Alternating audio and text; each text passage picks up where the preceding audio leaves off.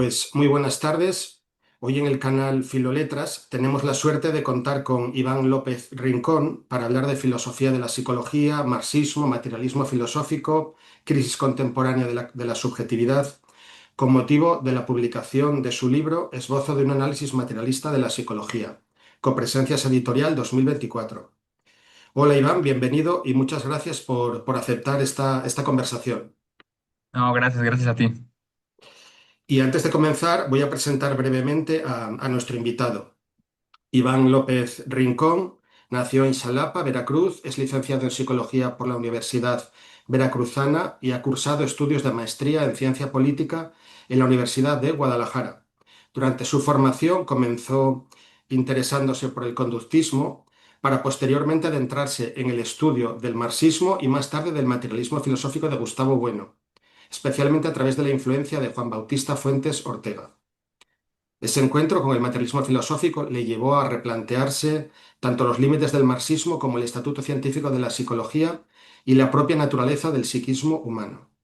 A partir de ahí fue alejándose progresivamente de la práctica psicológica convencional para centrarse en el análisis filosófico de la disciplina. Entre sus trabajos destacan el libro, ya mencionado, Esbozo de un análisis materialista de la psicología, Copresencias Editorial 2024, y la tesis hacia una incorporación efectiva del marxismo y el materialismo filosófico al campo de la psicología 2021, donde propone una reinterpretación ontológica, nosiológica y política de la psicología contemporánea. Voy a compartir por aquí la imagen precisamente de su libro y de su tesis. Creo que se ve, ¿verdad? Sí, sí. De acuerdo. Este es el libro, como he dicho, Copresencias Editorial 2024, y esta es la tesis de 2021, hacia una incorporación efectiva del marxismo y el materialismo filosófico al campo de la psicología. La entrevista que vamos a concederle a continuación a Iván estará dividida en 6 bloques: del marxismo al materialismo filosófico, la constitución del psiquismo, persona, normas y crisis psicológica, ¿es la psicología una ciencia? Psicología, poder, ideología y perspectivas futuras y reorganización de la psicología. Y bueno, antes de entrar en cuestiones más técnicas o académicas, sí me gustaría comenzar por una cuestión más biográfica, que tiene que ver con ese itinerario que he mencionado del conductismo al marxismo y del marxismo al materialismo filosófico. No tanto para hablar un poco de la evolución en lo que son la asunción de las diferentes tesis, sino más bien en plan biográfico, ¿no? ¿Cómo fue desde el punto de vista biográfico ese tránsito o ese itinerario intelectual desde el conductismo al materialismo filosófico y qué implicó, ¿no? El descubrimiento del materialismo filosófico.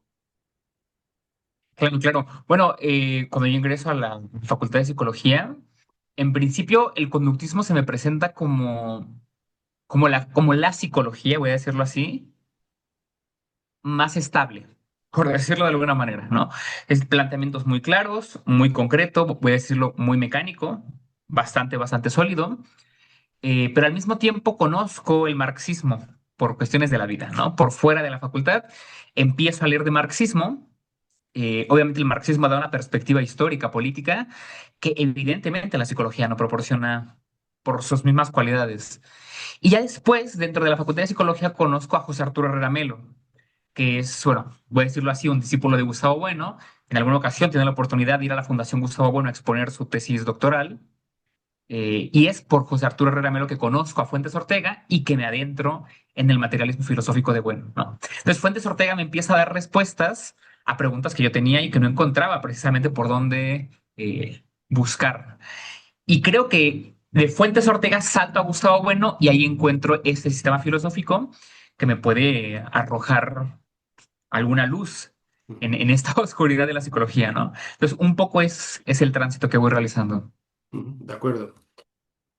Y bueno, ya adentrándose en el primero de los bloques que hemos mencionado y que se titula Del marxismo al materialismo filosófico. ¿Qué limitaciones encontraste en el marxismo para pensar el psiquismo y la psicología, ¿no? Dado que, bueno, del marxismo el itinerario intelectual te llevó al materialismo filosófico, pero ¿por qué pasar al materialismo filosófico? ¿Qué limitaciones le encontraste al marxismo? Claro, bueno, cuando yo conocí el marxismo me proporcionaba fundamentalmente eso, un análisis histórico-político y las respuestas a la psicología parecían circunscribirse más hacia una psicología social comunitaria. A ver, en un momento, claro que me llamó la atención la idea de la psicología social, la idea de la psicología comunitaria, y esa es la respuesta que el marxismo me estaba arrojando. Pero no me quedaba del todo claro por qué la psicología, los orígenes de la psicología, qué es lo que hace a las psicologías ser psicologías.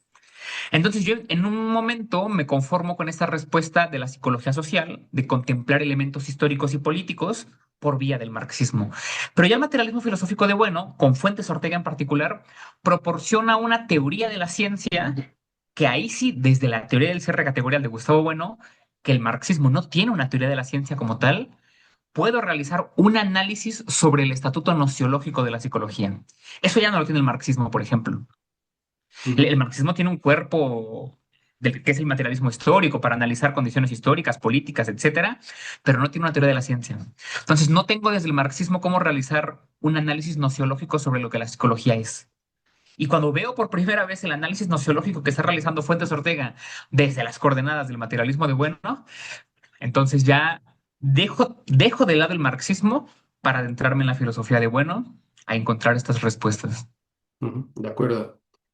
¿Y qué elementos crees que aporta, aunque en parte ya lo has respondido, que aporta el materialismo filosófico que no encontrabas en el marxismo? Aparte de ese estatuto o ese estudio del estatuto nociológico de la psicología. Yo creo que Aparte de este estatuto, ¿qué otros elementos encontraste en el materialismo filosófico?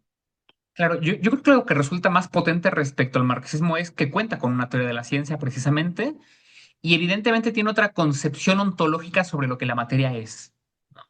Si bien habrá puntos de encuentro respecto a, voy a decirlo así, M1 y M2, ¿no? La concepción de M3, la concepción del ego trascendental, que bueno reconozco una dialéctica de imperios, Marx reconoce una dialéctica de clases, ¿no? Esos análisis ya van cambiando totalmente la forma en cómo se explica inclusive el origen de la misma psicología y posteriormente cómo se explica el estatuto ontológico del psiquismo. Yo creo que ahí está la clave. Ujú. No solo la teoría del ser categorial, sino las concepciones diferentes que se tienen sobre lo que la materia es. Y en cuanto a la idea de conciencia, ¿hasta qué punto la idea de conciencia te pareció lo suficientemente potente como para decantarte también un poco intelectualmente por el materialismo filosófico? La idea de conciencia del materialismo filosófico. Bueno, fíjate que en principio yo no me interesaba por la idea de conciencia como tal, sino que estaba rastreando la figura del psiquismo. Desde el marxismo, desde toda la tradición del Diamat soviético, sí hablan mucho de conciencia, ¿no? Se ve en los psicólogos soviéticos, se ve en Rubinstein, se ve en Luria, hacen mención de la conciencia, ¿no? Inclusive esto de la conciencia como una propiedad de la materia altamente organizada.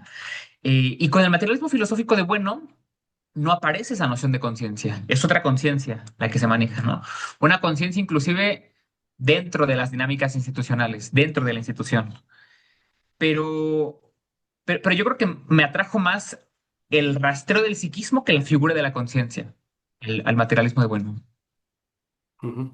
De acuerdo. Pues nada, pasamos ya, si te parece, al segundo bloque, que hemos llamado la constitución del psiquismo, y en este bloque vamos a centrarnos en cómo entiendes o pareces entender en el libro la formación del psiquismo humano, la conducta y la personalidad, así como el papel que desempeñan las normas, la intencionalidad y las estructuras sociales en su constitución o como acabas de mencionar, las instituciones. Y una de las cuestiones centrales de tu trabajo, o al menos eso me ha parecido durante su lectura, es la relación entre psiquismo, conducta e intencionalidad. ¿Cómo definirías brevemente qué es para ti lo psicológico o el psiquismo? Claro, esa yo creo que fue la parte más, pues yo iba a traer a decir la más complicada del libro, ¿no?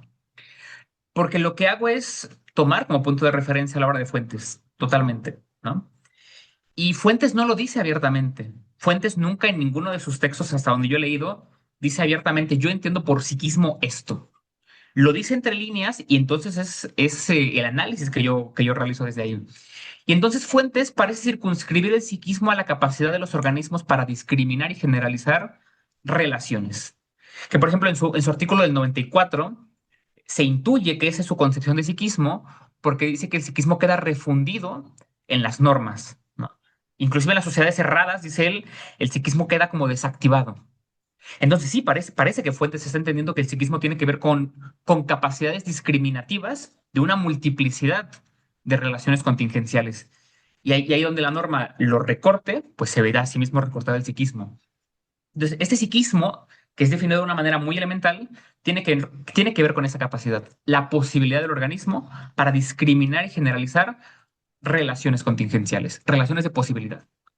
Entonces, ya introduzco después el concepto de conducta como un concepto más amplio que incluye el de operación, ¿no? Que la operación tenía que ver con una ejecución mínima donde se hace presente una configuración que está ausente, pero la conducta es una concatenación de operaciones intencionalmente dirigida a alcanzar un logro. Entonces, es un poco la distinción que realizo, ¿no? El psiquismo es más bien como la figura que se sostiene en la idea de intencionalidad. Y que la intencionalidad es eso, ¿no? La intencionalidad tiene que ver con la posibilidad operatoria, con la disposición. En alguna ocasión Manuel muy atinadamente decía, intencional como intentar hacia algo. Intentamos hacia algo, pero solo se puede intentar hacia aquello que se discrimina como posible. Entonces, sí, psiquismo e intencionalidad van totalmente de la mano. De tal forma que donde se refunda la intencionalidad, se refunda a sí mismo el psiquismo. Sí, psiquismo e intencionalidad. Y precisamente sobre esto, ¿qué papel juega entonces exactamente la intencionalidad en tu concepción de la conducta? Lo digo porque eh, precisamente pareces hacer coextensos, por decirlo así, el psiquismo y la intencionalidad. Entonces surge la pregunta si realmente todo fenómeno psíquico es intencional.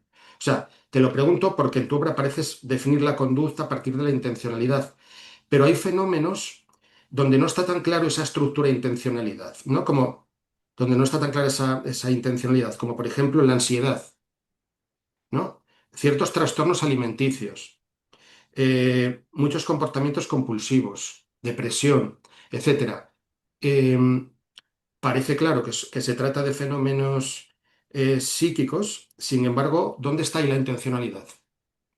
Claro, fíjate que ese es un tema que ya después revisando el libro, me di cuenta que quizá había una confusión de mi parte o un error en el momento de explicarlo, pero bueno, te lo cuento de esta manera. Yo diría que la intencionalidad se encuentra en las conductas operantes, ¿no? Por ejemplo, las respondientes, las pavlovianas respondientes, no son, yo no diría que son conductas psicológicas, ¿no? Las respondientes serían conductas biológicas. Voy a decirlo así, pertenecen al campo de la biología. Entonces, todas esas capacidades reflejas, todas esas capacidades del organismo para producir, no sé, cortisol, dopamina, serotonina, etcétera, ya no serían conductas, ¿no? Que inclusive se ha comprobado la posibilidad de condicionar a plantas para que se vayan movilizando hacia ciertos estímulos de calor, de luz, etcétera. Bueno, la planta no tiene psiquismo, ¿no? La planta no tiene conducta.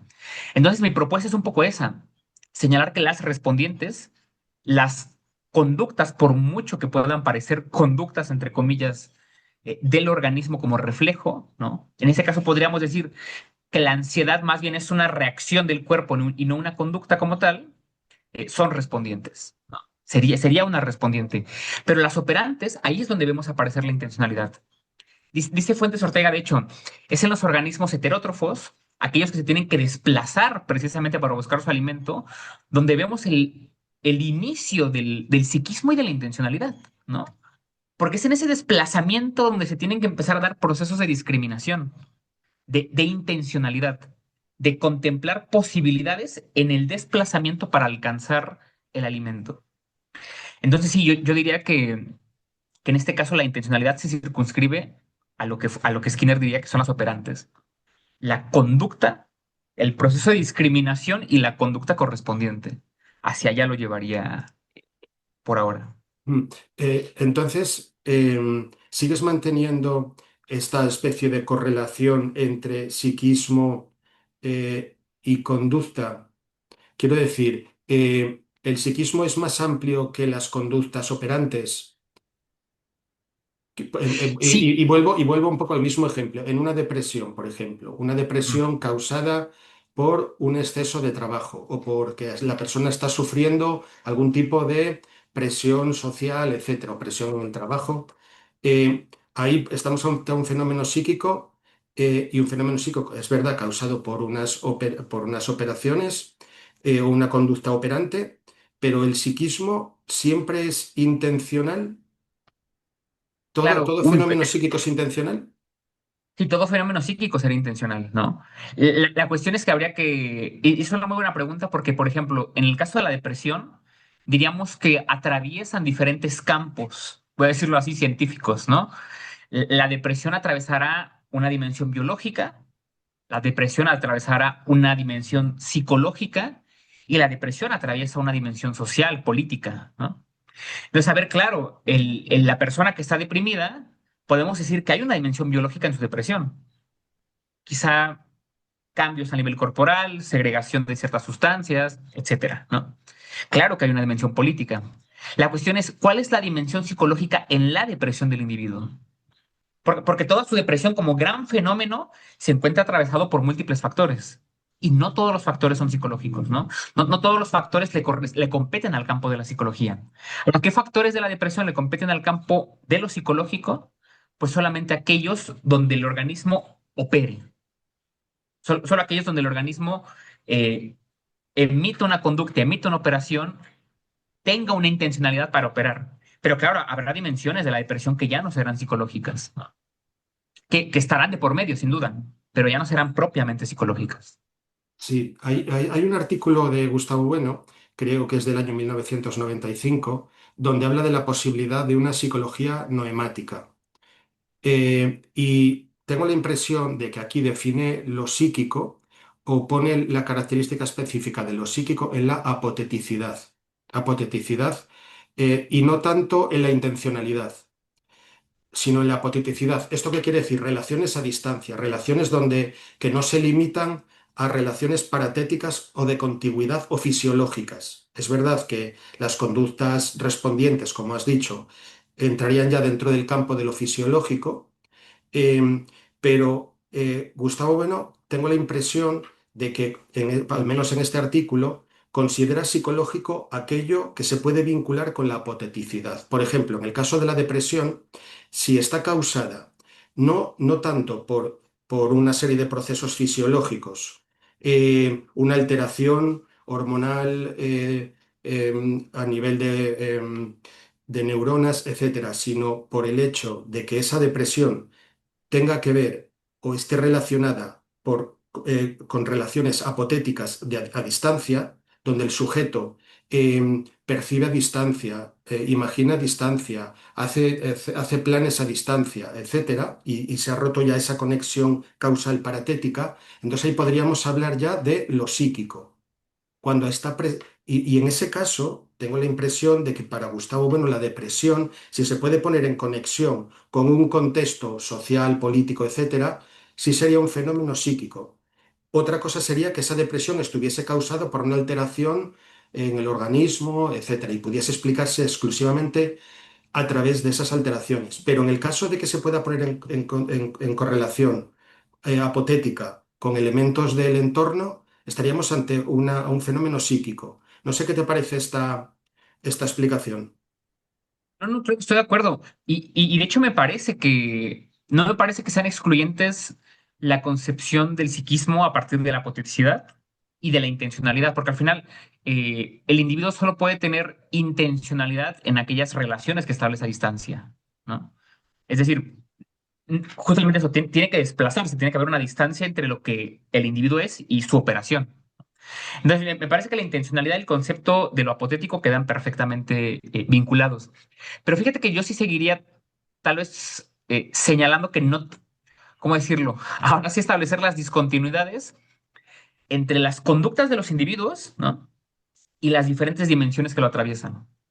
Porque, a ver, claro, todo, voy a decirlo así, todo comportamiento psicológico solo es posible porque hay un cuerpo que lo posibilita, ¿no? Pero no todo lo que le pertenece al cuerpo es propiamente psicológico, ¿no? Entonces, yo creo que eso es lo que ocurre con la depresión. Claro, claro, la depresión tendrá sus momentos psicológicos, pero es el cuerpo el que posibilita también eso y el que de alguna manera recibe el Pero estímulo de vuelta. el cuerpo también está presente en la intención.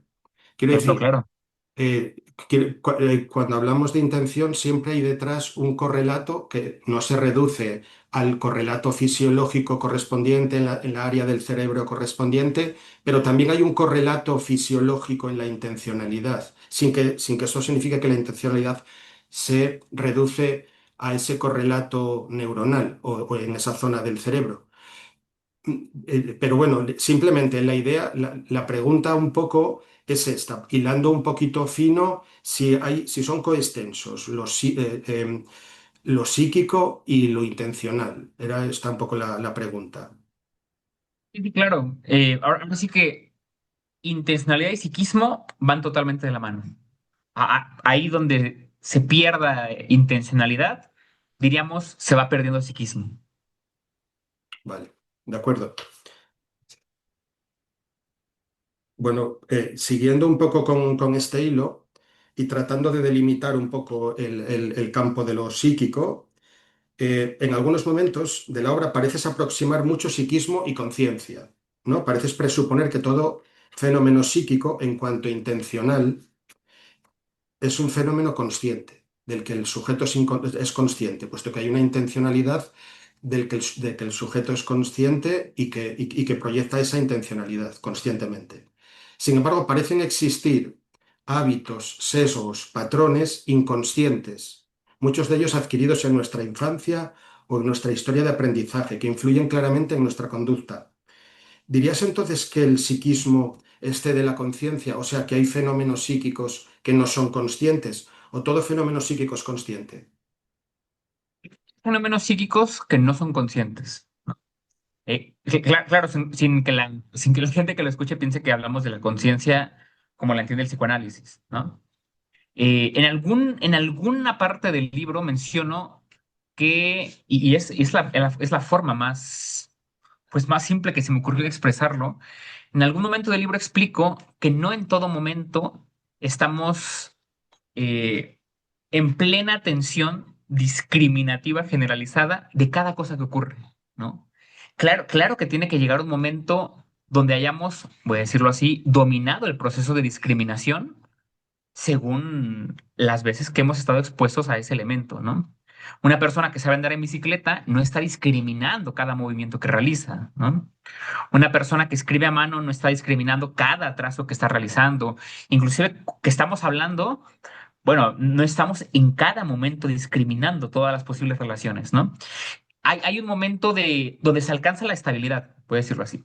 Hay un momento de estabilidad y yo creo que en ese momento de estabilidad ya no hablamos de que la persona es consciente de lo que está haciendo, ¿no? Se automatiza casi a nivel motriz ese proceso de intencionalidad. Casi, y habrá que pensarlo con cuidado, que podríamos decir que la intencionalidad se vuelve semiautomática, ¿no? En ciertos momentos operativos que el individuo ya ha dominado. Y entonces sí, no somos conscientes de eso. Habrá elementos que nos afecten y no tengamos plena conciencia de cómo nos están afectando. En el caso de, por ejemplo, de haber asimilado durante la infancia patrones de apego, determinados patrones a la hora de relacionarse socialmente, determinadas habilidades sociales, etcétera, que hemos incorporado, que pasan a formar parte de nosotros. ¿Esos patrones son psicológicos o no son, o no serían psicológicos? Lo digo porque también me cuesta ver aquí, eso, evidentemente esos patrones de luego se traducen en conductas operantes donde hay una intencionalidad, pero antes de que se traduzcan en conductas, en cuanto ya los hemos asumido, dirías que son fenómenos psíquicos, en cuanto ya forman parte de nosotros, aunque no sé, incluso antes de traducirse en conductas. Y la cosa es que solo podemos saber que forman parte de nosotros cuando se expresan conductualmente, ¿no? Entonces, si no se expresan conductualmente, caeríamos en esta concepción de que se alojan en alguna parte de nuestro cuerpo, de nuestro cerebro, ¿no? Y ahí yo creo que ya podríamos incurrir quizá en alguna concepción mentalista de la psicología. Yo creo que esos patrones, por ejemplo, de apego o esos patrones conductuales que aprendemos de niños, se mantienen en el tiempo porque siguen funcionando en su operación, ¿no? En los contextos donde los estamos operando, donde se están ejercitando. Entonces, yo diría que esos patrones existen en el momento. Están en nosotros, ¿no? Pero están en nosotros en el momento donde se realizan. No como si estuvieran alojados en algún lugar, sino que están en ese preciso momento. ¿De acuerdo? En el libro pareces definir buena parte de la conducta desde procesos de discriminación y generalización, lo que hablábamos hace un momento. Discriminación y generalización de contingencias del entorno según las capacidades organolépticas de los sujetos, si lo he entendido bien. Sin embargo, también insistes en que la conducta humana está histórica y normativamente mediada. ¿No hay cierta tensión aquí entre este enfoque más organoléptico natural y tu concepción histórico-social del psiquismo? Es decir, cuando discriminamos y generalizamos relaciones del entorno, ¿lo hacemos a partir de nuestras capacidades organolépticas o de un modo natural, casi inmediato, mecánico, producto de estas capacidades organolépticas, o esta discriminación está mediada histórico-socialmente o histórico-culturalmente? Yo creo que ocurre en ambos momentos, ¿no? Y yo creo que ahí está también la magia de Fuentes Ortega en un artículo que se titula sobre el concepto de contingencia discriminada generalizada. Fuentes justamente lo que hace es una primera explicación sobre el fundamento biológico y fundamento orgánico de la conducta de la operación, y después lo lleva hacia el terreno de lo social, ¿no? ¿Cómo es que las relaciones sociales, en tanto estabilizan ciertos patrones de conductas en un tiempo determinado de lapso de tiempo, ¿no? En esa estabilización de conductas se produce una modificación a nivel orgánico. Es decir, si se mantienen por la dinámica social ciertos patrones conductuales por un periodo de tiempo prolongado, se va a dar una modificación a nivel orgánico. Entonces, yo creo que el recurrir a explicar que los procesos de discriminación y generalización se dan a partir de capacidades organolépticas funciona para señalar que nuestras posibilidades operativas están dadas solo a partir del cuerpo. Solo a partir del cuerpo y a través de las instituciones y de las normas. Entonces, ocurre en ambos momentos. Lo psicológico brota en medio de eso, ¿no? Donde el cuerpo es nuestra base que posibilita la operación. No podemos operar algo que nuestro cuerpo en su capacidad no pueda operar, ¿no? El cuerpo es, dice Fuentes Ortega, como un canalizador positivo. El cuerpo es el canalizador positivo de todas las posibles operaciones que podemos desplegar, y lo hacemos a través de las relaciones sociales y políticas. Ahí en medio está lo psicológico, en ese momento operativo que solo el cuerpo puede hacer, y lo hace a través de las relaciones. Ujú, de acuerdo. En el libro, la conducta parece explicarse también, siguiendo un poco en la misma línea, en gran medida, como decimos, desde esta discriminación y generalización adaptativa de relaciones del entorno. Pero muchas conductas humanas parecen precisamente antiadaptativas, autodestructivas o incluso deliberadamente contraproducentes. ¿Cómo encajan ahí fenómenos como el sacrificio político, el ascetismo, el fanatismo o ciertas conductas suicidas? Claro, bueno, yo me atrevería a decir, y quizá es una afirmación un poco arriesgada, que toda conducta en sí misma busca ser adaptativa.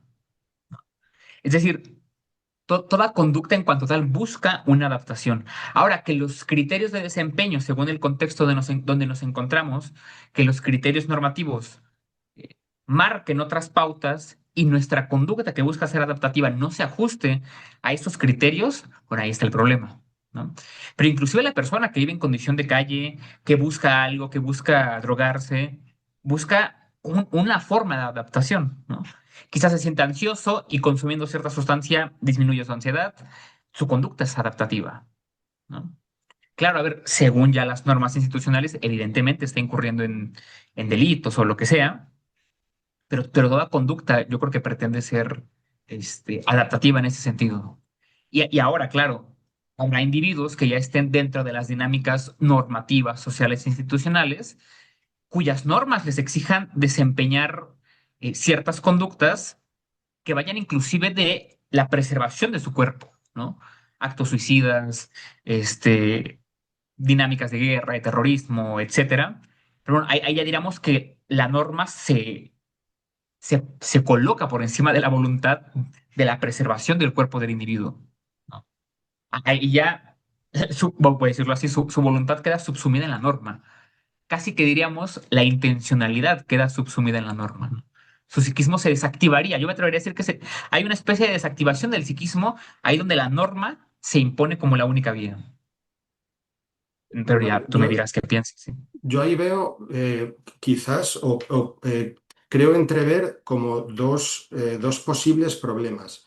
Primero, el hecho de que, eh, bueno, también es verdad que las normas a veces eh, sufren crisis. Quiero decir, las normas de una sociedad entran en crisis y hay normas que pierden su capacidad de obligar, normas que se contradicen con otras normas. El individuo entonces puede caer en una situación de anomia, o si el individuo sistemáticamente es incapaz de cumplir con o las normas no son capaces de integrar a un número crítico o un número de individuos, porque esas normas han perdido esta fuerza de obligar, o al revés, les exigen demasiado, el individuo puede llegar a suicidarse. No porque se lo pida la norma, sino porque la norma ha dejado de funcionar, ¿no? Entonces, eh, eh, no estás quizás descuidando el hecho de que las normas a veces son las que no funcionan y no se suicida porque funcionan y se imponen sobre la voluntad, sino porque han dejado de funcionar, porque se contradicen entre sí,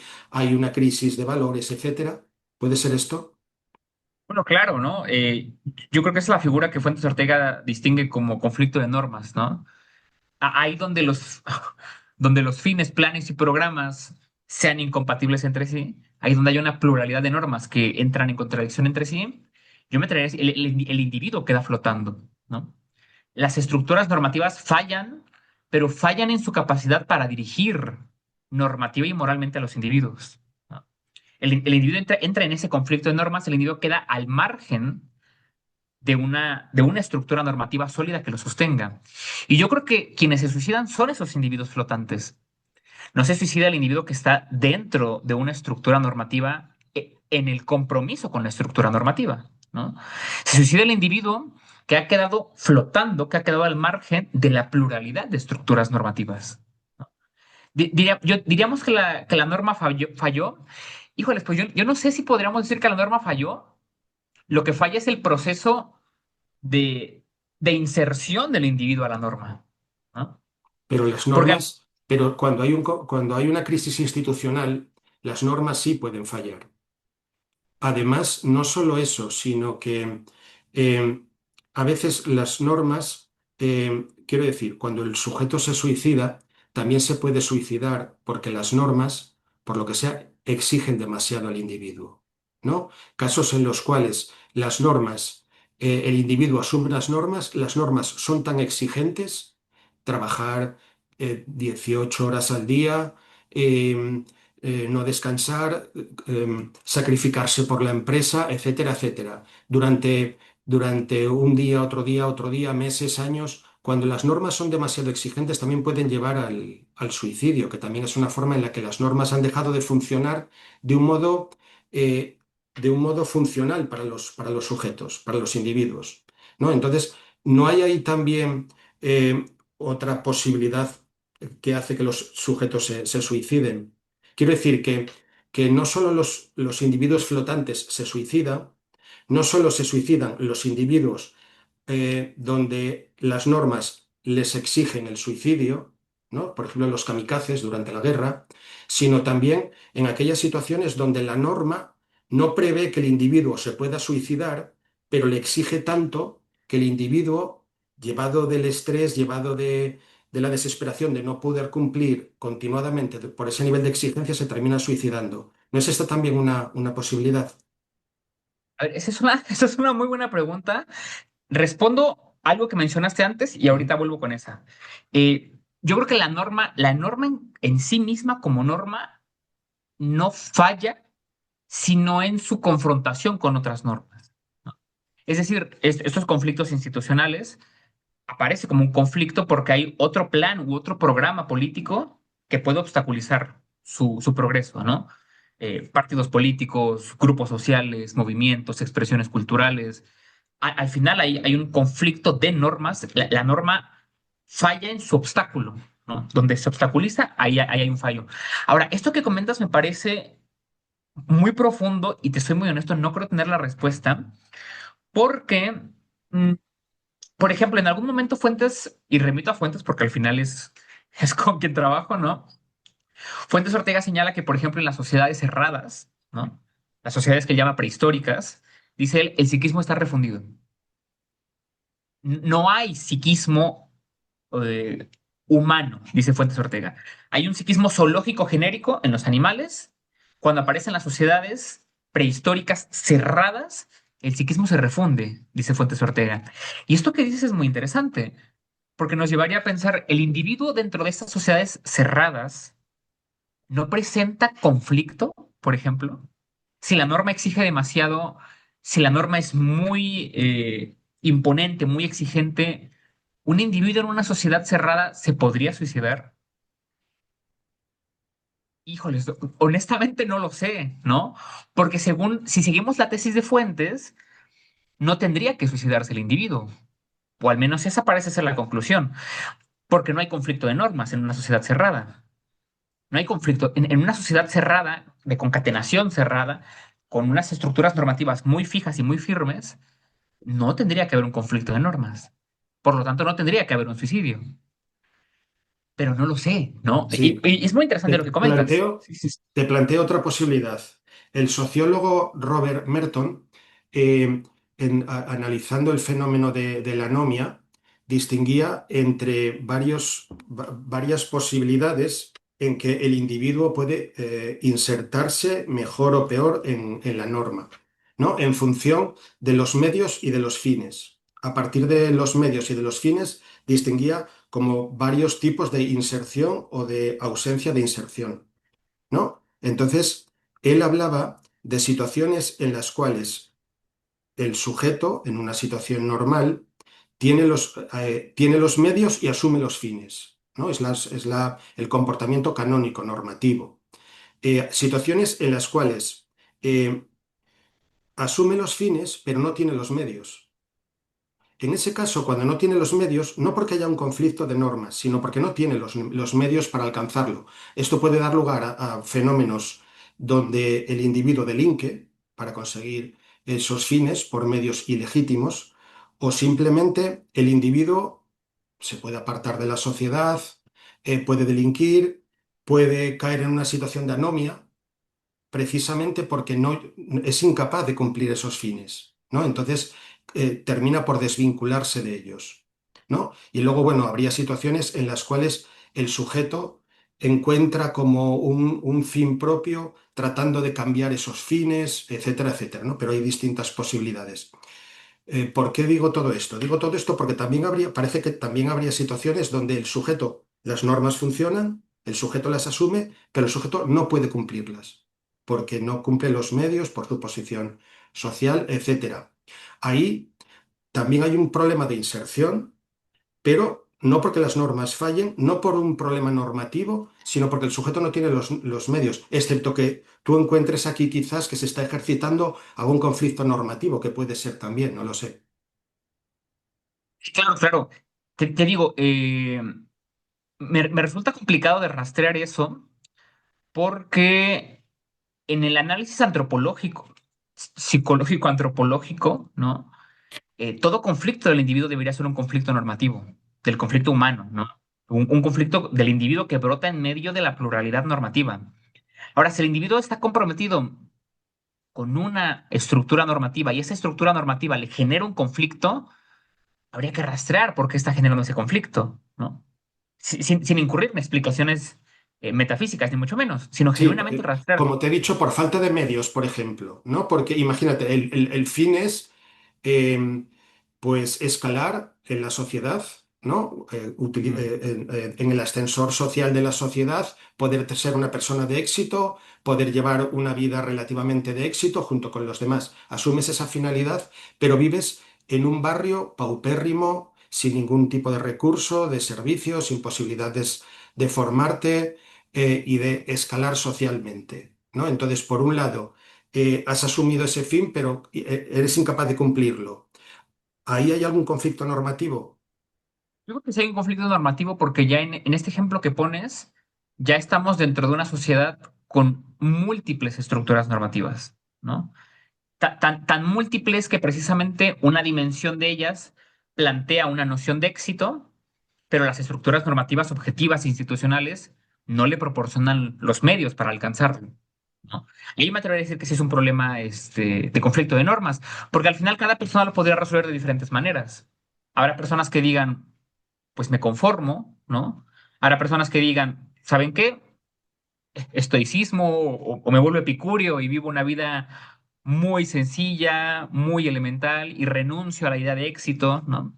Ahí sí, por ejemplo, la figura, que lo vamos a ver yo creo que en un momentito, de la personalidad que menciona Fuentes es interesante, ¿no? ¿Cómo resuelvo ese conflicto? Personalmente, ¿cómo lo resuelvo? ¿No? Quiero tener éxito, pero no tengo los fines, no tengo los medios, perdón. Tengo que buscar una forma de resolver ese conflicto normativo, ¿no? Yo creo que ahí sí podríamos hablar de un conflicto de normas en el individuo, que no puede alcanzar el fin porque no tiene los medios. De acuerdo. Continuando un poco con estas ideas y precisamente con la noción de conducta, que en el libro también, asumiendo tesis de Fuentes Ortega, aparece la idea de hacer presente una configuración ausente, ¿no? La intencionalidad parece que está orientada siempre por la idea o por la estructura de hacer presente una configuración ausente. ¿No habría también conductas orientadas a hacer ausente algo presente? Por ejemplo, ocultar pruebas, evitar un recuerdo, apagar un ruido molesto o incluso intentar eliminar una institución o una norma existente. O un ejemplo muy básico, una avispa entra por la ventana y tú a continuación inicias una serie de pasos para orientarla de nuevo hasta la ventana y expulsarla de nuevo al exterior. Ahí no estás haciendo que algo presente se vuelva ausente. Eh, por ejemplo, lleva de por medio su contraparte, ¿no? Porque hacer ausente algo es hacer presente otra cosa y viceversa, ¿no? Cuando hago presente algo, al mismo tiempo estoy haciendo ausente algo. Entonces, claro, a ver, si entra una avispa por mi ventana y yo hago lo posible por sacarla, trato de que su cuerpo, ¿no? Que la avispa esté ausente, pero porque voy haciendo presentes otras cosas para lograr esa ausencia, ¿no? Entonces, yo creo que el hacer presente algo siempre lleva de por medio las ausencias, Sí, sí, por su contraparte. quería llegar ahí precisamente. De hecho, lo siguiente que iba a comentar es que mm, tengo la impresión de que siempre están operando en la conducta cuatro grandes orientaciones prácticas, ¿no? Hacer presente lo ausente, hacer ausente lo presente, mantener lo presente como presente y mantener lo ausente como ausente, ¿no? Un ejemplo sería un ladrón que entra en una casa. Busca obtener algo que no posee, o sea, busca hacer presente algo que no posee. Intenta eliminar huellas, mantener su orientación y evitar ser descubierto. Eh, y intenta mantener presentes una serie de cosas, intenta mantener ausentes una serie de cosas y da la impresión de que estas cuatro grandes orientaciones están siempre presentes en toda conducta intencional, ¿no? Entonces, eh, reducirlo todo a hacer presente una configuración ausente no es demasiado restrictivo de la conducta. Yo creo que esa expresión de hacer presente una configuración ausente, me atrevo a decirlo, ya tú me dirás cómo lo ves, puede fácilmente englobar estas cuatro que mencionas. Porque, por ejemplo, mantener algo presente como presente es seguir haciendo ausente algo para que lo presente siga presente, ¿no? Sobre todo si pensamos que el mundo es dinámico, el mundo se mueve, las cosas cambian, ¿no? Entonces yo quiero mantener presente algo por un periodo muy prolongado de tiempo, pero el mundo se está moviendo, el mundo está cambiando, pues tengo que mantener ausentes otras cosas constantemente, ¿no? Debo seguir haciendo presentes las cosas que pueden mantener presente lo que quiero tener presente. Y lo mismo para mantener algo ausente, ¿no? Si quiero mantener algo lejos de mí, debo constantemente estar haciendo presentes cosas para que eso se mantenga lejos, ¿no? Entonces, claro, yo creo que es ese juego dialéctico entre que hacer presente algo implica al mismo tiempo hacer ausente otra cosa. Ya tiene que ver como la complejidad de aquello que queremos mantener presente o de aquello que queremos mantener ausente y por cuánto tiempo. Pero yo creo que siempre se busca hacer presente algo. Y si lo queremos ver al revés, en su contraparte, siempre queremos hacer ausente algo, por supuesto. Pero entonces asumes que en toda conducta intentamos estas cuatro grandes orientaciones, ¿no? Hacer presente lo ausente, hacer ausente lo presente, mantenerlo presente y mantenerlo ausente. Sí, totalmente. Sí, Sí, me ¿no? parece. Ujú. Sí, por supuesto. De acuerdo. Vale, pues si te parece, pasamos ya al siguiente apartado, persona, normas y crisis psicológica. En este apartado, la idea es centrarnos en una de las ideas centrales del libro, que es la personalidad entendida como un entramado normativo históricamente configurado y las crisis psicológicas como resultado de desarticulaciones, conflictos o debilitamientos de esos marcos institucionales que orientan la conducta y los fines de los sujetos. Pero antes de entrar en las crisis psicológicas, me gustaría aclarar primero cómo entiendes la formación de la personalidad, ¿no?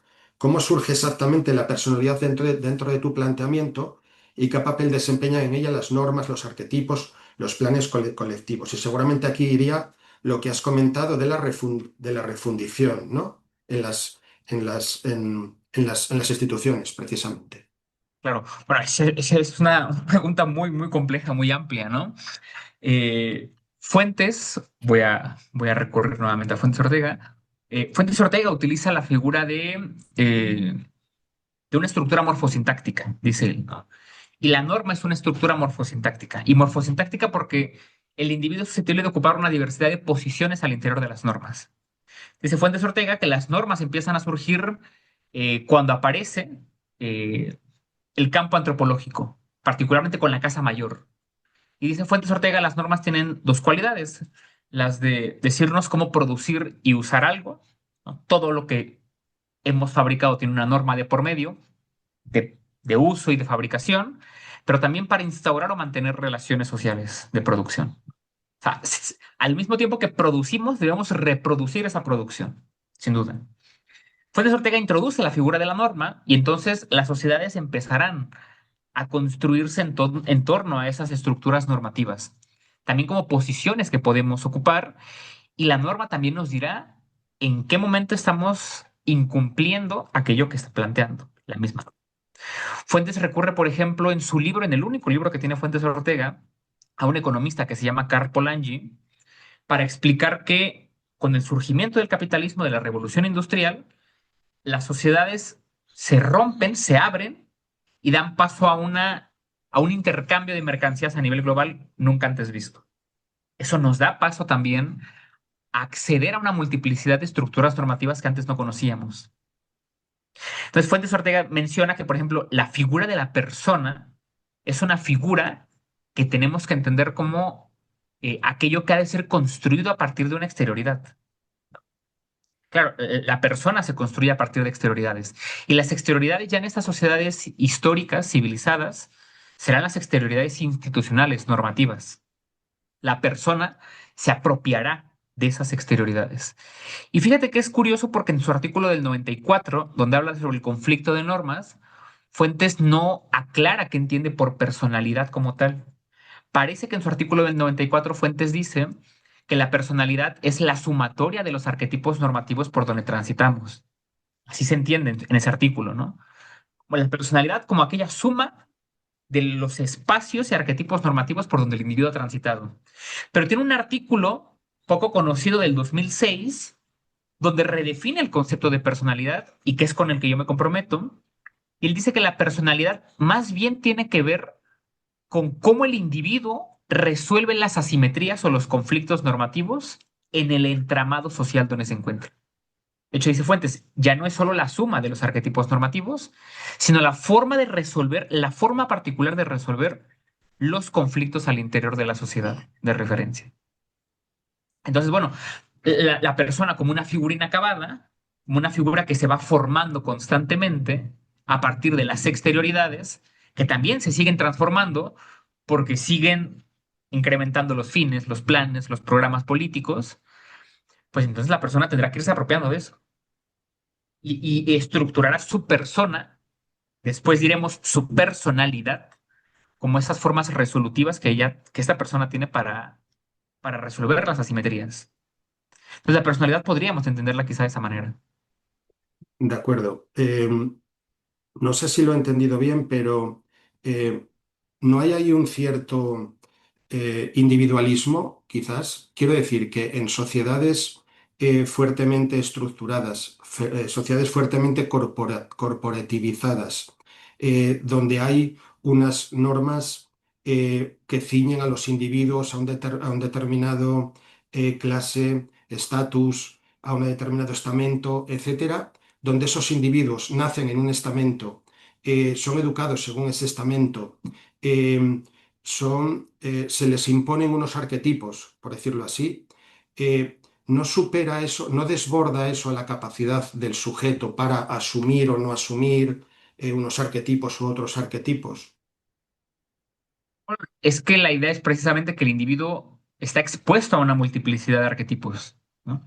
Entonces crece, como tú dices, en una familia, crece en una clase social, eh, pero se expone a otros, bien sea por redes sociales, por televisión, por lo que sea, está expuesto a otros elementos, a otros arquetipos normativos. Quizá diríamos, puede llegar a pensar en otros programas políticos como alternativas. Y ahí es donde la persona se empieza a construir en su individualidad, en su particularidad. Claro, el individualismo solamente se encontrará en todo caso en esta forma muy particular en cómo la persona se apropia de la multiplicidad de arquetipos normativos. Pero al final, sus formas resolutivas realmente no son suyas. Son formas resolutivas que están dadas a partir de los arquetipos normativos donde esta persona se encuentra, de los cuales se ha apropiado. Y en el mejor de los casos ha aprendido cómo resolver esas asimetrías, que ya pueden ser distintas de su clase social, de su familia, de lo que sea, pero, pero puede acceder a eso precisamente porque hay una pluralidad disponible para él.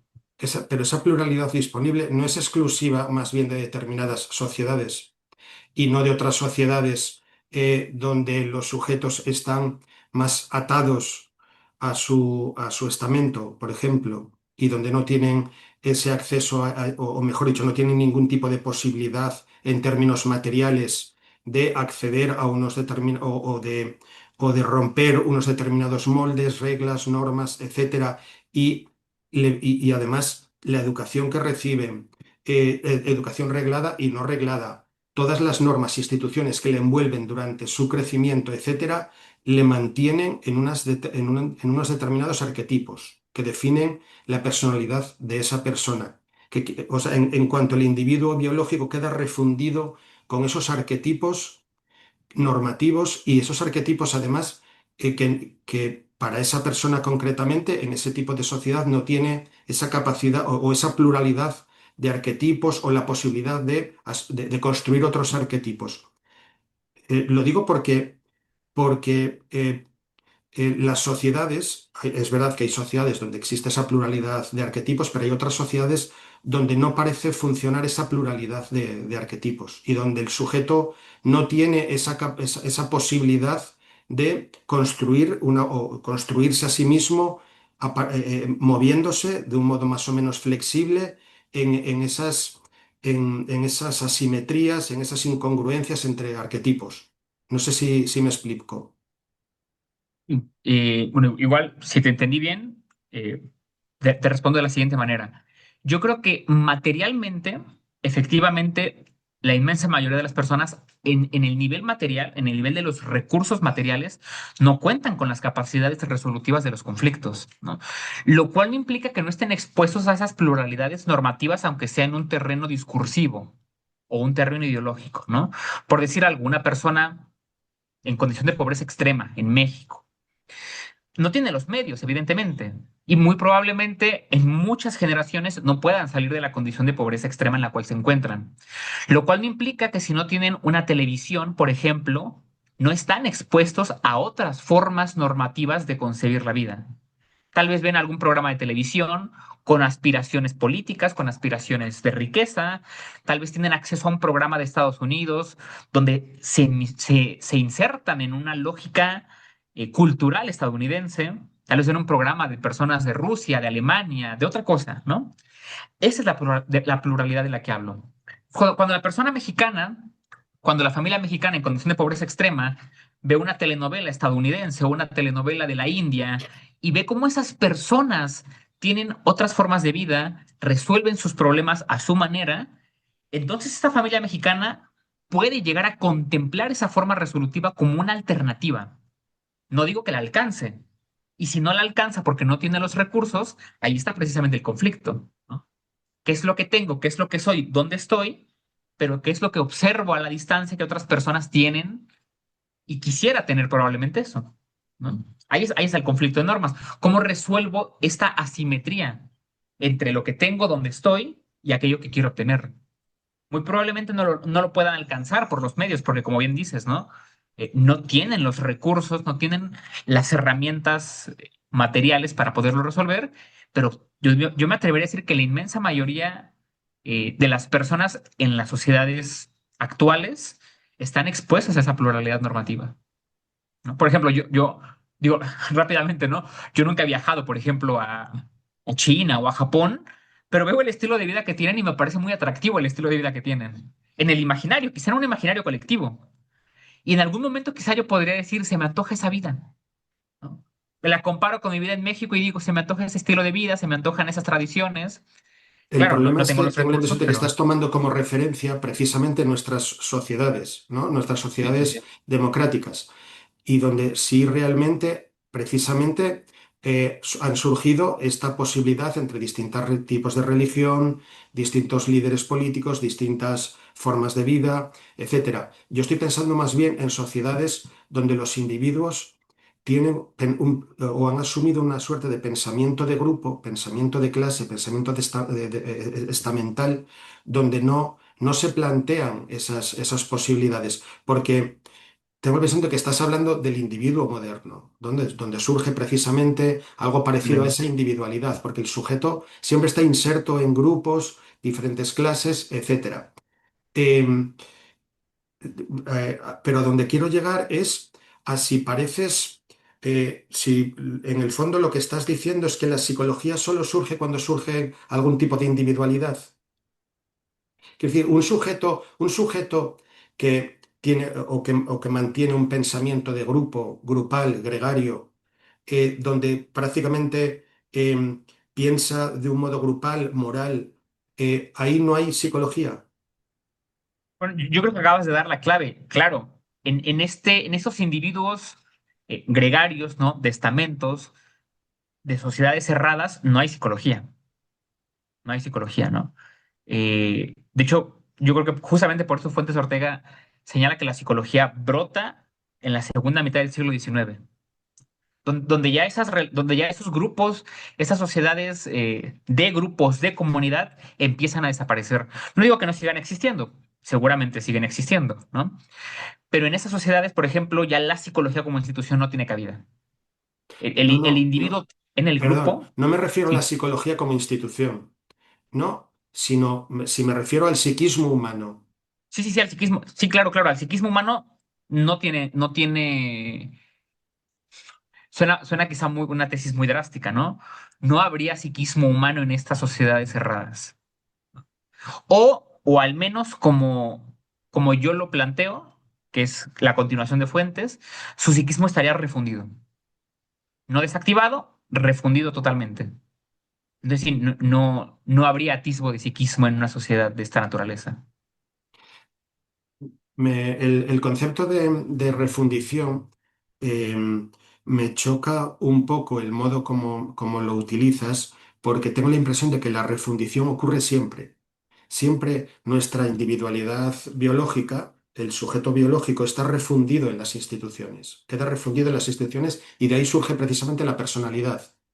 ¿No? Una personalidad que coexiste con otras personas en un entramado institucional y donde por decirlo así, su psiquismo psicológico, etológico, ha quedado refundido en las instituciones. Entonces la refundición existe siempre, siempre está ahí presente.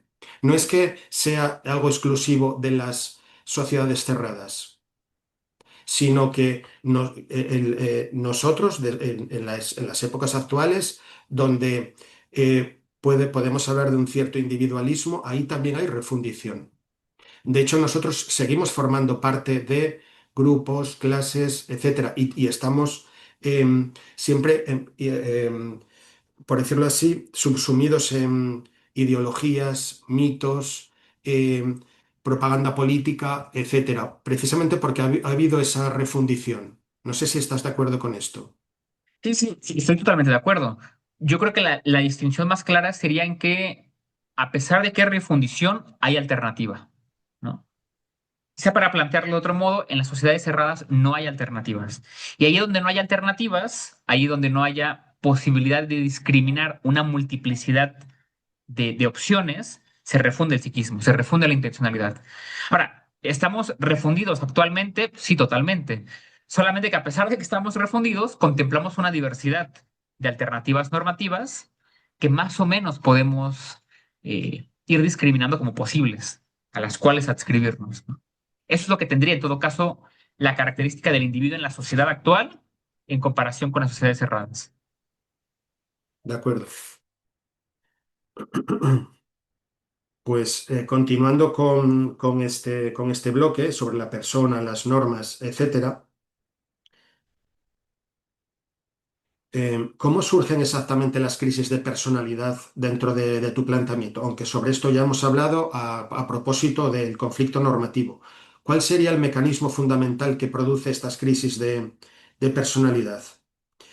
Porque en tu modelo la crisis aparece porque el individuo pierde conexión con planes colectivos estables o porque esos propios planes colectivos se debilitan o fragmentan históricamente. Tengo la impresión de que explicas de este modo las crisis de personalidad.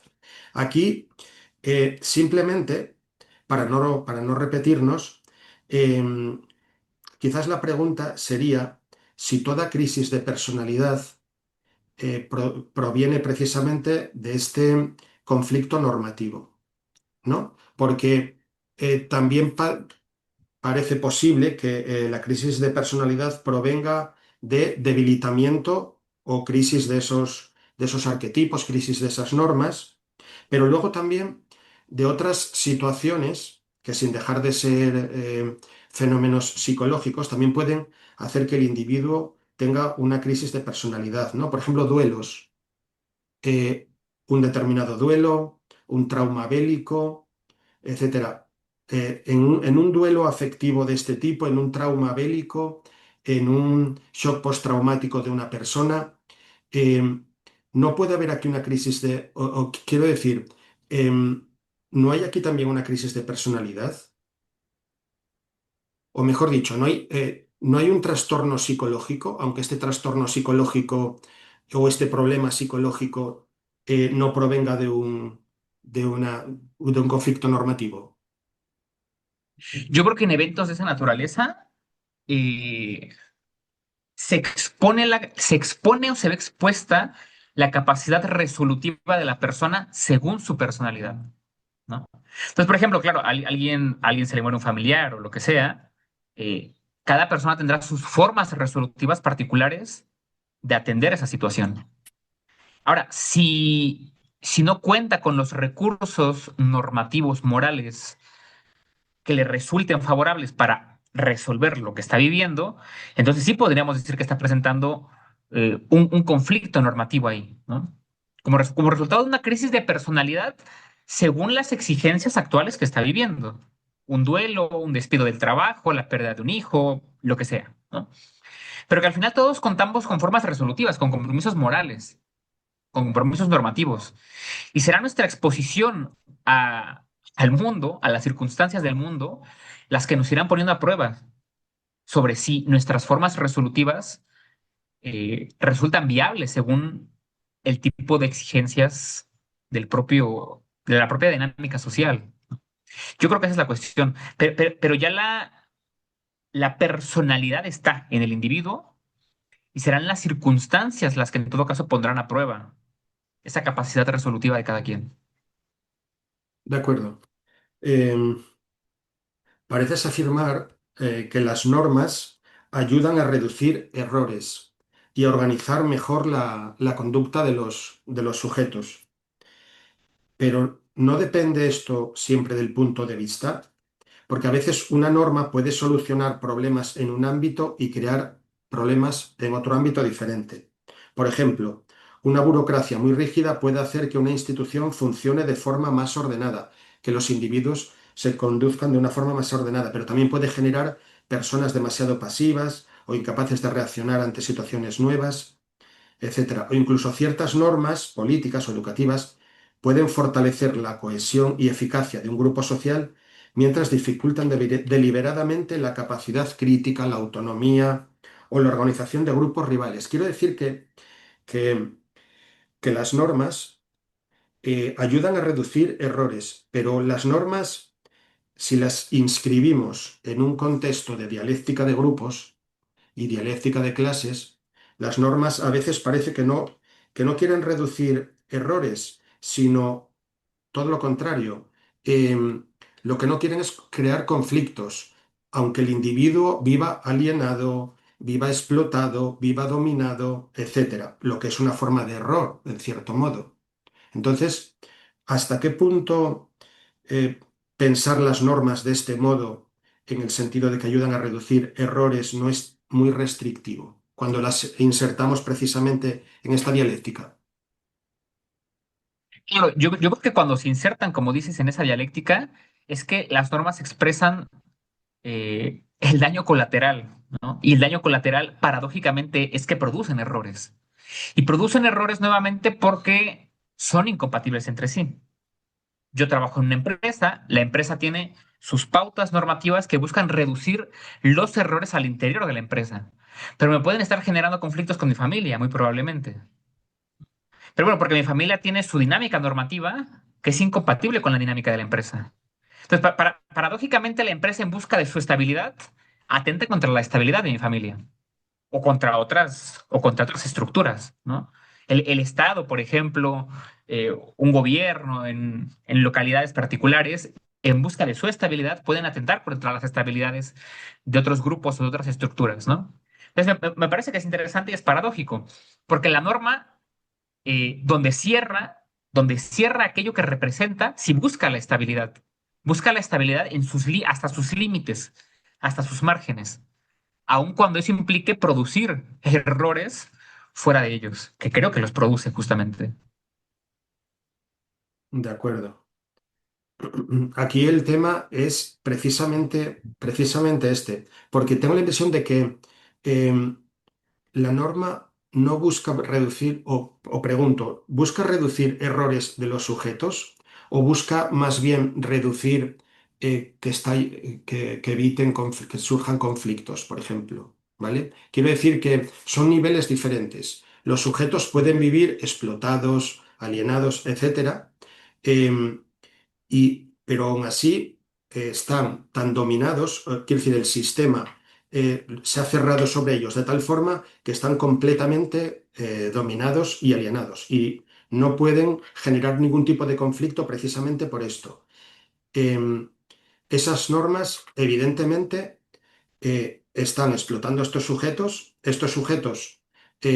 desde su explotación, eh, pues a lo mejor no cometen errores, pero esas normas funcionan.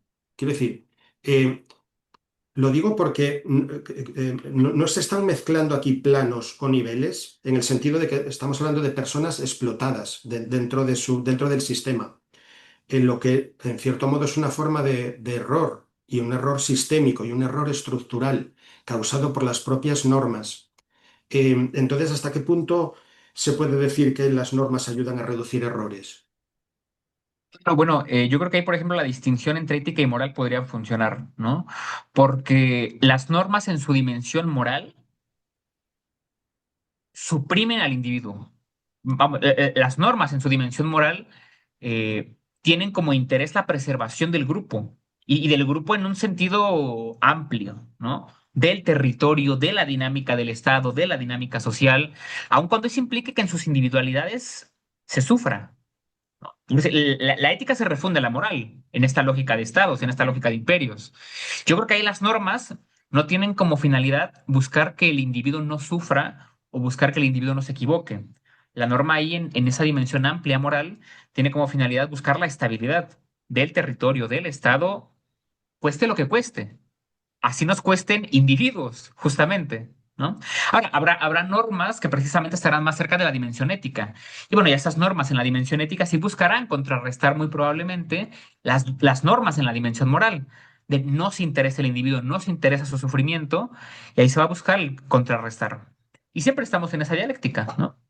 Entre el interés de preservar la gran dinámica del Estado, ¿no? La gran dinámica política y económica, y el interés de preservar al individuo.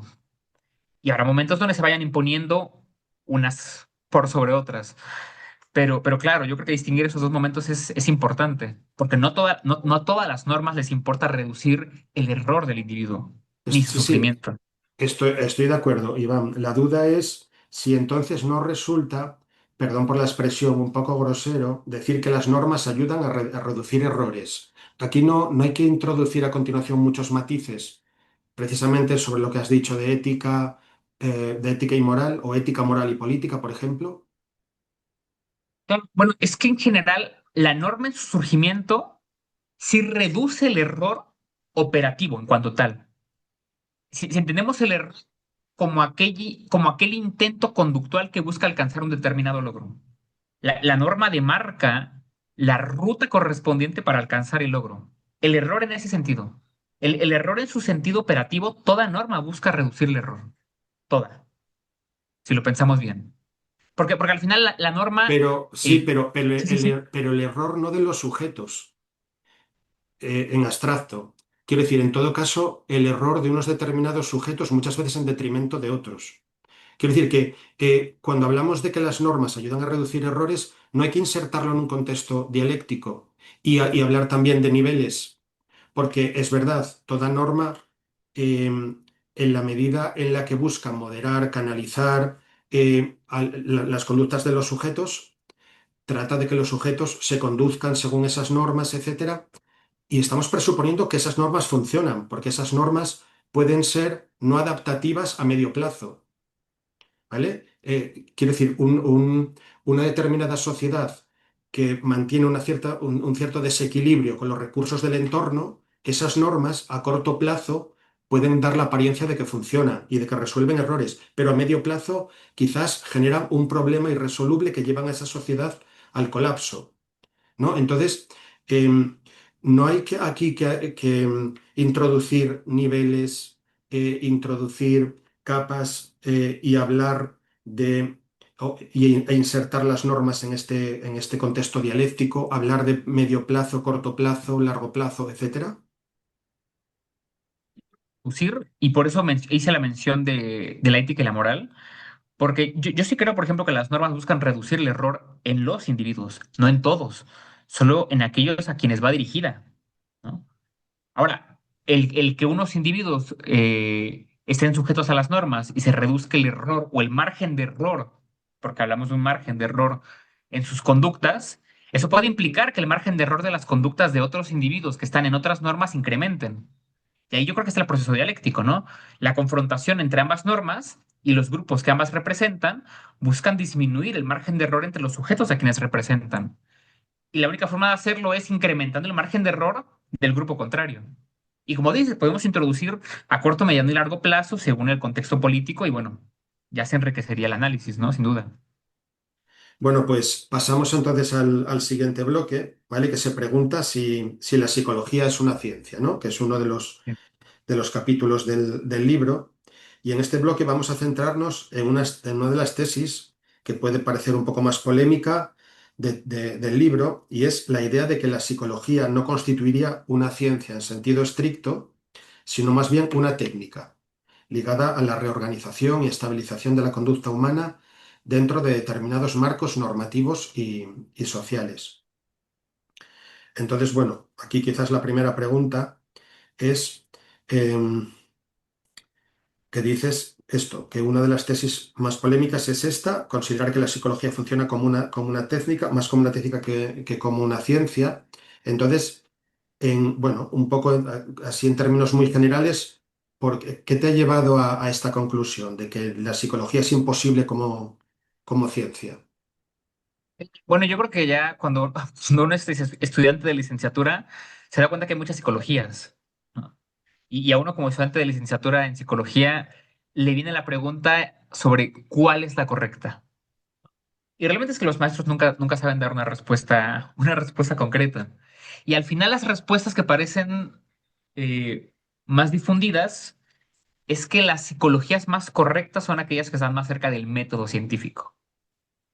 Obviamente, este estatuto nociológico de la psicología como técnica, nuevamente lo retomo totalmente de Fuentes Ortega, eh, que parte de la teoría del ser categorial de bueno para hacer ese señalamiento, y es el hecho de que, por ejemplo, y de manera muy esquemática, las ciencias con bueno son vistas como construcciones, como ensamblajes de partes sui generis que pertenecen al mismo tipo, del mismo género, y eso, son una construcción de partes, un ensamblaje de partes. Ahora, la cuestión es que la psicología no puede ensamblar nada. Eso lo dice Fuentes en un artículo sobre el efecto nociológico de la psicología. La psicología no puede ensamblar nada, no tiene un campo como tal. Dice Fuentes en su artículo del 91 sobre la psicología como una anomalía para la teoría del cierre. La psicología trabaja con un momento, que es el momento conductual, el momento apetitivo del organismo, ¿no? Y dice, la conducta en modo alguno puede ser representada. No podemos representar la conducta, ¿no? Porque el psicólogo no trabaja con el cuerpo, o sea, el cuerpo no es su objeto, pero tampoco lo es el objeto con el que opera. Es la relación, es el momento conductual, ¿no? Entonces, si estamos comprometiéndonos con esta concepción de ciencia de bueno, e insisto con que nos estamos comprometiendo con la de bueno, porque quizá para Popper sí es ciencia, o quizá para Lakatos sí es un programa de investigación científica, ¿no? Pero aclaramos, desde la teoría del cierre, la psicología no cuenta con no cuenta con referenciales, por ejemplo, la psicología no tiene esos referenciales que se puedan ensamblar. Entonces, Fuentes plantea que la única opción que nos queda es tratarla como una técnica de control, una técnica del control del momento conductual de los organismos. Y entonces, claro, podemos hacer uso de instrumentos para establecer ese control, para poderlo alterar, inclusive para predecir en la medida de lo posible ciertas conductas. Pero bueno, sería eso, una mera técnica del control de la conducta de los organismos. Ya no cumpliría las características de una ciencia. Ujú. Y aquí en este razonamiento, siguiendo con el mismo, ¿no sucede entonces algo parecido con otras ciencias humanas? Estoy pensando en la sociología, en la historia, etcétera, donde también está en el campo temático, también hay sujetos humanos, se estudia la conducta de sujetos humanos, hay unos sujetos nociológicos que estudian esa conducta. ¿Se puede derivar de tu razonamiento entonces que tampoco pueden llegar a constituirse como ciencias el resto de ciencias humanas? Bueno, es una afirmación muy polémica, ¿no? Pero yo creo que hacia allá nos lleva la tesis, que es la tesis que menciona en algún momento Gustavo Bueno, el propio Gustavo Bueno, David Álvaro González lo menciona, ¿no? Fuentes Ortega lo mencionan. Se ve comprometida la cientificidad de las ciencias humanas precisamente por eso, porque es imposible la eliminación de los sujetos temáticos y de los sujetos operatorios al interior de la construcción. Y bueno, entonces dice Gustavo Bueno en el primer tomo de la teoría del cierre, el sujeto temático aparece como un término que opera. Entonces ya no es un término, voy a decirlo así, estable o estático, que se mantiene fija en la construcción, sino que ese término, ese sujeto temático opera, cuenta con la misma capacidad operativa que el sujeto nociológico que realiza la ciencia. Entonces sí, se ve comprometida la cientificidad de estas ciencias sociales. Ya será trabajo de alguien más hacer un análisis nociológico de la sociología o de la antropología, ¿no? Porque también habrá diferentes sociologías pero sería interesante rastrear qué tan científicas pueden llegar a ser esas ciencias sociales, llamadas ciencias sociales, ¿no?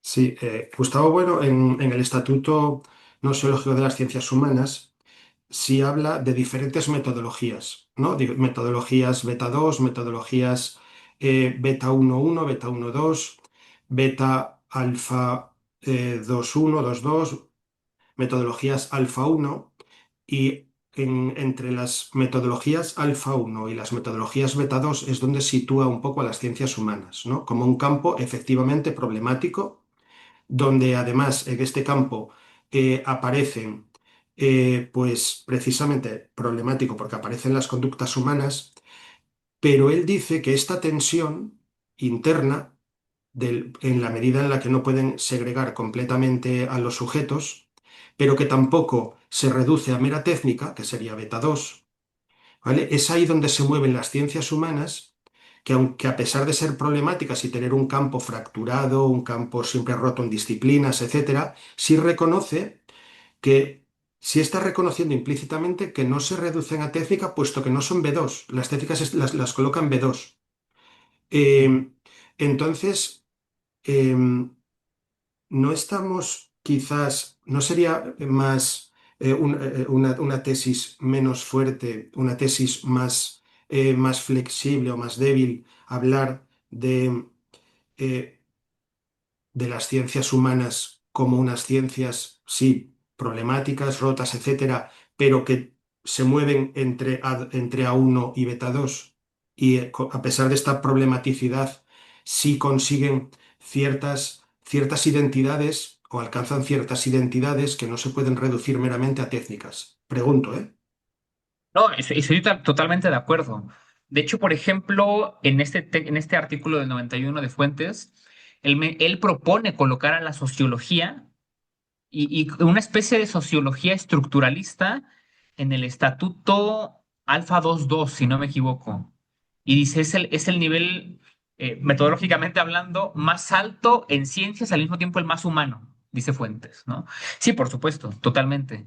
Pero tengo entendido, y no me acuerdo el nombre del artículo de Fuentes Ortega y de Gustavo Bueno, que Fuentes propone una especie de inauguración de una nueva dimensión metodológica para la Sí. psicología. Precisamente en este artículo que comentabas antes sobre la psicología como un problema para la teoría del cierre. Sí, sí, sí, Sí, sí. sí, es cierto. Pues quizás, no lo recuerdo, no sé si hablaba de beta 3, Ajá, ¿vale? algo No, así. pero no estoy seguro. Es verdad que hace esto, pero bueno, nada, simplemente, no sé si quieres comentar algo, porque si hablamos de la psicología como técnica, la estamos considerando en el plano beta 2, Sí, ¿vale? sí, sí, Sin sí. Sí, embargo, Sin embargo, bueno, sí coloca a la ciencia o a las ciencias históricas y a la sociología precisamente entre alfa 1 y beta 2, pero no en beta 2. No claro, sé si claro. asumes a esta idea o la problematizas. Esa idea yo creo que la problematizo porque, sí, efectivamente, la psicología no sería beta 2, ¿no? No es una técnica, al menos como entendemos a las técnicas normalmente. Y eso nos obligaría quizá a pensar en una filosofía de la técnica, probablemente, ¿no? Igual y Luis Carlos Martín Jiménez tenga alguna posible respuesta en torno a esto.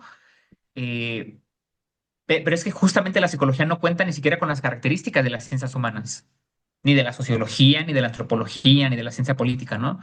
Porque, porque esa es la cuestión, trabaja con un breve momento la psicología, con un momento operatorio.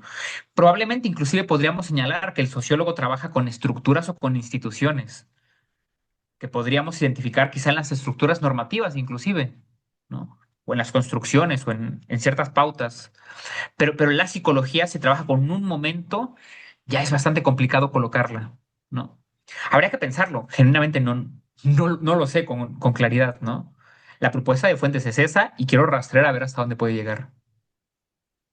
Y cuando afirmas esta problematicidad de la psicología como ciencia, ¿estás contemplando también que la psicología no es solo la psicología clínica, donde hay un terapeuta, donde hay un paciente, sino también psicología social? psicología del desarrollo, psicología social, psicología del marketing, incluso psicología política, donde se estudia precisamente las relaciones de los políticos respecto de los súbditos y al revés, donde, donde los sujetos, los individuos, quedan como refundidos dentro del grupo y se pueden establecer ahí a lo mejor principios de comportamiento a la hora de condicionar, mover, manejar las masas. Aquí sigue habiendo esta incapacidad de segregar, aunque sea parcialmente, al sujeto. Claro, claro. Yo creo que ahí la respuesta es un poco más desalentadora, ¿no? Porque yo, por ejemplo, me atrevería a señalar que no existe una psicología social o que no existe una psicología de marketing, una psicología política, ¿no? Eh, Al menos como cada vez estoy entendiendo más a la psicología, que es un poco el desarrollo que intento llevar hacia el próximo libro que voy a sacar, es que la psicología es extremadamente pequeña en su campo, extremadamente pequeña, ¿no? Y que solamente alcanza estas dimensiones amplias en campos políticos, sociales, de marketing, en conexión con otras disciplinas, con la sociología, con el marketing, con la publicidad, con la biología, etcétera. Pero si queremos hacer psicología pura, ahora sí, pura psicología en su estado más puro, es nada con lo que trabaja. Nada, ¿no? Que bueno, de esto inclusive hay un psicólogo mexicano, Emilio Ribes, llega un poco a la misma conclusión. Para él la psicología es un momento, dice él, la conducta psicológica es un brevísimo momento de nuestra vida y él señala ya, por ejemplo, que solamente puede en la conexión, en el trabajo interdisciplinar con otras ciencias, alcanzar su máximo potencial la psicología. Estoy de acuerdo con esa idea, porque si no, no creo que tenga una salida tan fácil la disciplina. ¿De acuerdo? ¿Qué alcance, entonces, si consideras que la psicología, bueno, no sé si tu idea finalmente es que la psicología solo puede operar como técnica? Si es así, ¿qué alcance tiene realmente la psicología como técnica? ¿Qué es capaz de hacer y qué cosas no puede hacer la psicología? Quiero decir, cuando hablamos de psicología, su única finalidad sería como reinsertar a los sujetos en el entramado normativo. Claro. Por ejemplo, y creo que lo mencionaste hace un momento, es importante distinguir psicología de psicoterapia, ¿no? Que ese es un error en el cual Fuentes Ortega incurre, porque Fuentes Ortega no la distingue. Fuentes Ortega en su artículo del 94 lo hace pasar por lo mismo, prácticamente. Y habla sobre el origen de la psicología como institución, como ciencia, y lo lleva después al campo de la psicoterapia. La psicoterapia es la que busca reinsertar al individuo. Y la psicoterapia, esto habrá que pensarlo, porque es complicado a veces. A veces hay desarrollos psicoterapéuticos que no tienen como fundamento investigaciones psicológicas. Y ya entonces los desarrollos psicoterapéuticos, esos sí parecen más bien técnicas de reinserción de individuos a las dinámicas sociales. Yo creo que cada 6 meses está saliendo una nueva psicoterapia. Dialéctica conductual, racional emotivo conductual, terapia narrativa, pero no hay una investigación en el campo, voy a decirlo así, científico de la psicología detrás. Aparece la técnica de la psicoterapia para reinsertar al individuo. Entonces, la psicología como técnica, voy a decirlo así, la psicología como técnica en su ámbito académico de investigación es diminuta, es muy pequeña. Y en todo caso estudiará eso, el momento conductual del organismo, los momentos de discriminación y generalización, operativos, donde se busca hacer presente una configuración ausente, hacer ausente algo que está presente, ¿no? Y sería interesante, que esto todavía no lo tengo desarrollado, distinguir esos momentos entre el momento de investigación de la psicología académica y la psicoterapia, porque la psicoterapia sí parece tener más bien una influencia política de por medio social, ¿no? Ahí sí la psicoterapia se nos presenta muy claramente como una técnica de reinserción de los individuos, con alcances muy grandes, muy, muy grandes.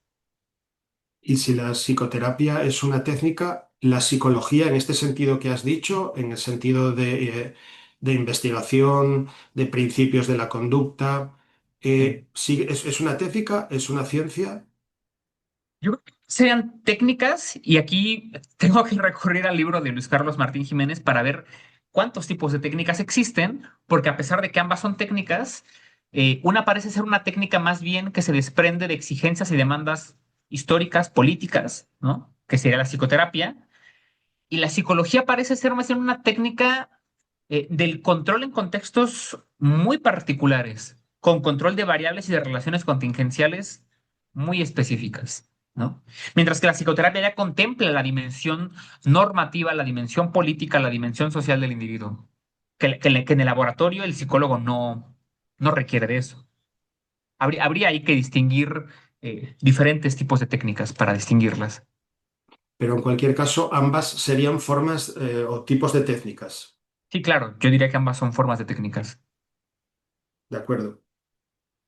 Pues si te parece pasamos ya al siguiente bloque, bueno, que he llamado psicología, poder e ideología, que era precisamente lo que has introducido un poco tú ahora.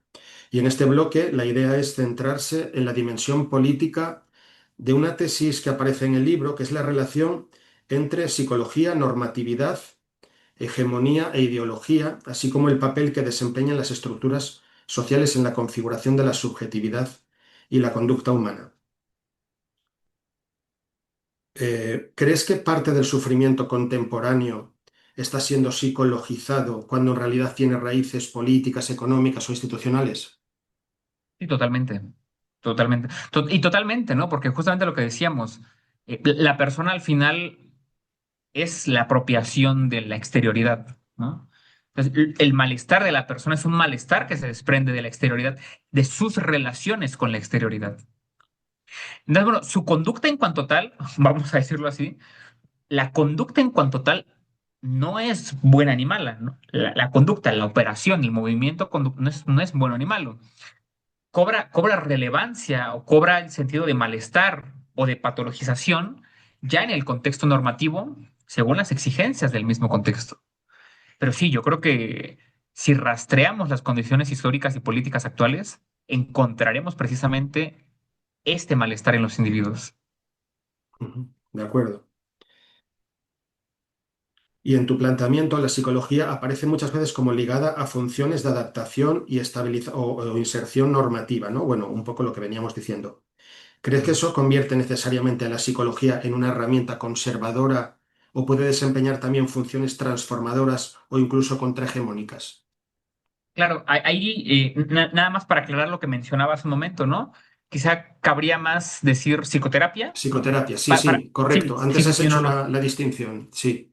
Sí, la psicoterapia, yo creo que la psicoterapia sí aparece como una técnica conservadora, ahora sí otra vez dice Fuentes, que tiene como finalidad reducir los costes sociales. Porque claro, a ver, al final el bienestar del individuo está dentro de la estructura normativa, no necesariamente hegemónica. No necesariamente estoy diciendo que se encuentre su bienestar en la estructura dinámica hegemónica, pero se encuentra dentro de una estructura normativa el bienestar del individuo. Entonces, ahí yo creo que la psicología puede funcionar tanto para preservar el status quo como para ir en contra de él, por supuesto, reinsertando a los individuos en otras alternativas normativas que no sean las hegemónicas. Ahí yo creo que sí se Sí, puede sí, de distinguir eso, acuerdo. ¿no? De hecho, mi pregunta iba un poco en esta dirección y de hecho era la siguiente pregunta, porque, por ejemplo, ¿no puede la psicología utilizarse precisamente para deshabituar al sujeto respecto de ciertos entramados normativos e insertarlo en otros, por ejemplo, alternativos, ¿no? Sí, totalmente. Contrahegemónicos, por ejemplo. Ujú. Totalmente, totalmente, ¿no? Totalmente. De acuerdo. Pues bueno, en principio voy a saltarme algunas preguntas porque ya las doy por respondidas y entonces pasamos ya al último bloque, que es el de perspectivas futuras y reorganización de de la psicología. Y bueno, en este bloque sí me gustaría hablar sobre las implicaciones futuras que parecen desprenderse de tu planteamiento, cómo debería reorganizarse la psicología, qué límites tendría una transformación real de la subjetividad y qué tipo de sociedad parece presuponer el modelo del que se habla en el libro, ¿no? O tal como yo lo he entendido. Porque en varios momentos del libro pareces proponer que la psicología debería reconocer explícitamente su función política y estructural. ¿Cómo sería una psicología organizada desde ese reconocimiento, en la medida en que reconozca su función política y estructural? Claro, yo creo que otra vez, ¿no? Ese es un error que arrastré de Fuentes Ortega al no distinguir psicología de psicoterapia, que hay que distinguirlo, ¿no? Yo creo que la psicoterapia, claro que tiene una función política, que muchas personas se escandalizan cuando se hace mención sobre esto. No estoy diciendo que el psicólogo sea político. Estoy diciendo que la función de la psicoterapia tiene implicaciones políticas. Y cuando el psicoterapeuta es plenamente consciente de que su quehacer tiene repercusiones políticas porque está reinsertando al individuo, bien sea a estructuras hegemónicas del status quo o a estructuras contrahegemónicas, bueno, ahí entonces podrá tener mucho más claridad sobre dónde se circunscribe el malestar y dónde se circunscribe también el posible bienestar que pueda llegar a alcanzar la persona. Yo creo que ahí está la clave. Ujú, El psicoterapeuta debe estar plenamente consciente de aquel horizonte normativo, de aquella presencia de estructuras normativas conflictivas en las cuales está el individuo. Yo creo que eso tiene que tenerlo claro. ujú, de acuerdo.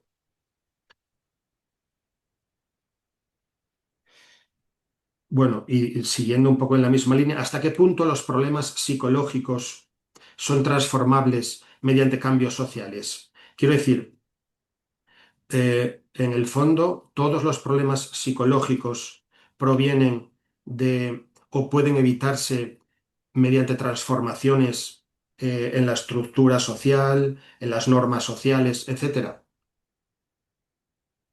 Mm, Yo me atrevería a decir que sí. O sea, en un primer momento yo me atrevería a decir que sí, ¿no? Pero claro que podríamos distinguir cierto malestar en los individuos que no son propiamente de la dinámica social o política, ¿no? El miedo que le pueda tener una persona a las alturas, pues no es propiamente una cuestión estructural o política. El miedo que alguien le pueda tener a las arañas o a los insectos, bueno, no todo es capitalismo, ¿no? No necesariamente. Pero sí, por supuesto, yo creo que ya en estas patologías, en estos malestares de los individuos de ansiedad, de depresión, claro que la transformación de las estructuras materiales va a producir transformaciones en los individuos, en Ujú. esas dimensiones ya más profundas, más amplias, ¿no? De acuerdo. Pues nada, prácticamente ya doy un poco por respondida al resto de preguntas, porque iba a preguntarte si no existe cierto riesgo de voluntarismo en tu propuesta de transformación estructural y política de las sociedades, precisamente para evitar estas crisis de personalidad. Pero tampoco estoy seguro de que en el libro tu propuesta contenga una propuesta de transformación estructural y política de la sociedad para evitar las crisis de personalidad. Claro, claro. No, porque al final no hay sociedad perfecta que pueda asegurar la ausencia de crisis de personalidad, precisamente por la pluralidad de arquetipos normativos que toda sociedad tiene. Una sociedad para gustos, ¿no? Para todos gustos. Una sociedad socialista, socialdemócrata, anarquista, liberal, etcétera, todas van a presentar algún tipo de conflictos en los individuos y todas buscarán reducir los costes sociales de aquellos conflictos que están generando, sin duda. Ujú. De acuerdo. No hay una propuesta ahí. Y ya para ir terminando, no sé si te gustaría añadir alguna cosa más respecto a lo dicho hasta ahora. Sí, claro, bueno, el libro, por ejemplo, cuando Manuel me propuso escribirlo, ¿no? Se escribió pues algo rápido. Hay tesis que sí sostengo, hay cuestiones que hay que matizar. Por ejemplo, este matiz, ¿no? De que no es lo mismo psicoterapia que psicología.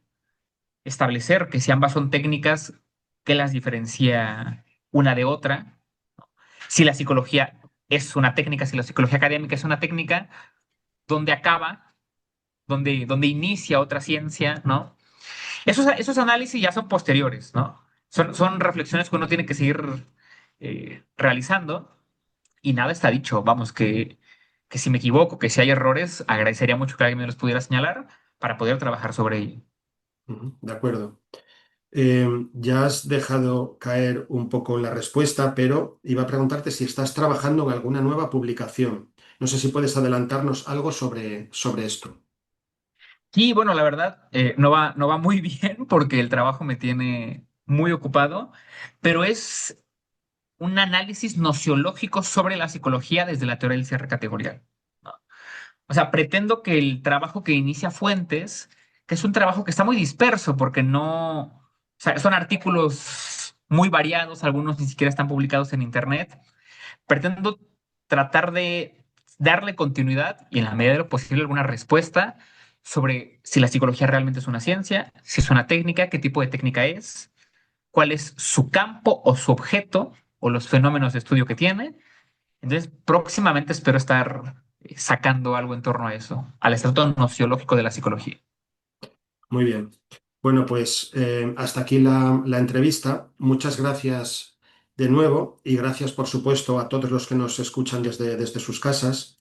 Recordar de nuevo que Iván tiene una importante actividad en sus redes sociales sobre estos y otros muchos asuntos y también se habla frecuentemente de todos estos problemas en las páginas de Objetividad y Psicología en Facebook y sobre todo Copresencias Editorial. Esta última, precisamente la editorial del libro que venimos comentando, Esbozo de una teoría materialista de la psicología, Copresencias Editorial 2024. Pues muchas gracias, hasta pronto, Iván, y hasta pronto a todos. Gracias, gracias.